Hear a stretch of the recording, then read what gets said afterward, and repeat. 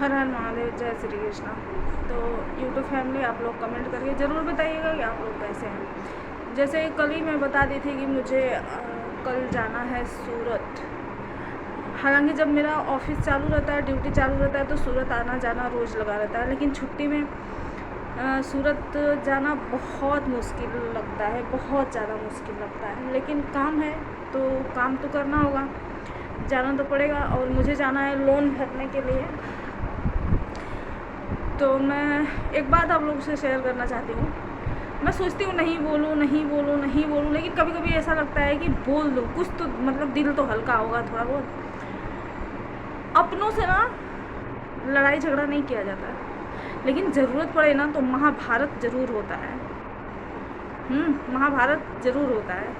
छोटी सी ज़िंदगी है। मैं ये सोचती हूँ, मैं पता नहीं किस मिट्टी की बनी हुई हूँ, किस मिट्टी से भगवान मुझे बनाए। मैं ये सोचती हूँ ना कि 4 दिन की ज़िंदगी है और जैसे निकल रहा है निकल जाए, क्या थू करना, क्या, चलो जो हो गया सो हो गया, आगे बढ़ते हैं, ख़त्म करते हैं सब, शांति से अपना जीवन यापन करते हैं। जो भी गरीबी में नमक रोटी खा करके अपना जीवन यापन करते हैं। लेकिन यहाँ पे कभी कभी किसी किसी की ज़िंदगी में इतना बवाल हो जाता है ना, और कोई कोई ही ऐसा होता है कि बहुत बड़ी बड़ी अपराध कर करके, आप लोग अगर देखें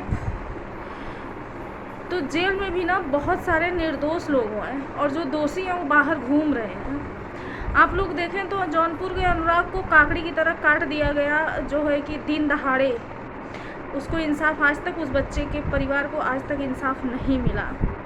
तो मेरे कहने का मतलब ये है ना कि कभी कभी ऐसा होता है कि बहुत बड़े बड़े अपराध करके भी अपराधी लोग बहुत जो है कि सुकून से जीते हैं और उनके ऊपर कोई अक्षय नहीं लगता।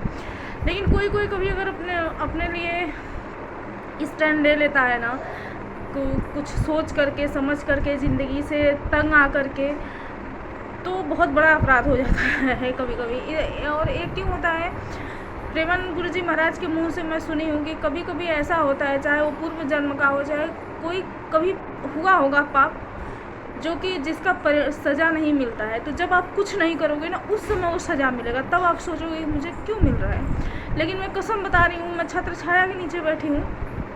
मैं जब से होश संभाली हूँ तब से लेकर के अब तक का पूरा मैं एक एक बारीकी से सोचती हूँ, और करीब मैं हर रोज़ सोचती हूँ। मुझे कभी ऐसा नहीं लगा कि मैं कोई अपराध की हूँ। हाँ, चींटी मरे हैं झाड़ू मारने समय पैरों से दब करके, ये मुझे नहीं पता, और मरते ही होंगे, जाहिर सी बात है। कोई ऐसा धरती पर नहीं है जिससे पाप ना हुआ हो। लेकिन अभी ना क्या हो रहा है, देखिए, जैसे कि अभी मैं बताई, एक जब तक सांस है तब तक आस है। लेकिन मेरी सांस तो चल रही है, लेकिन आस टूट चुकी है। जो भी एक उम्मीद रहता है ना कि कोई तो है दुनिया में जिसका मेरे ऊपर छत्र छाया है किसी का, तो ऐसा कुछ भी नहीं है मेरे ऊपर। हाँ, अभी तक मैं एक उम्मीद से लड़ रही थी, ज़िंदगी से भी और सबसे, समाज से भी, सबसे मैं लड़ी, एक उम्मीद से लड़ रही थी। लेकिन अभी वो उम्मीद भी टूट चुका।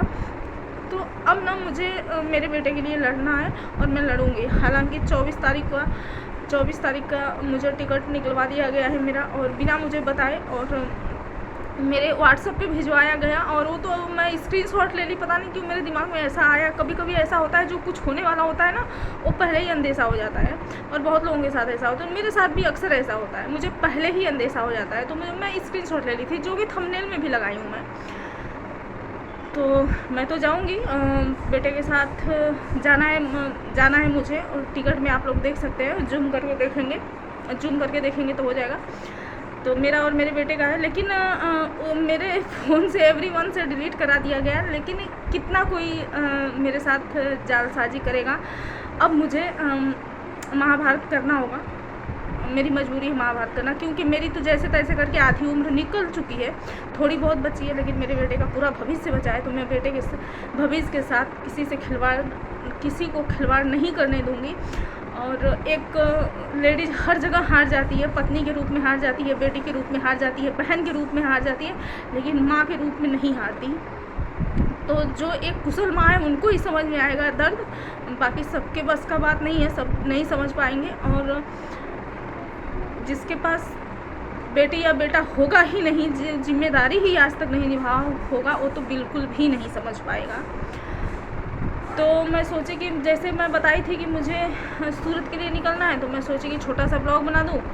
तो अभी मैं ब्लॉग बना रही हूँ और अपलोड करूँगी और रास्ते में करते करते निकल जाऊँगी। और 1 घंटा लगता है जाने में, 1 घंटा आने में, और वहाँ पे पैसा जमा करने में जो भी 10-5 मिनट लगे।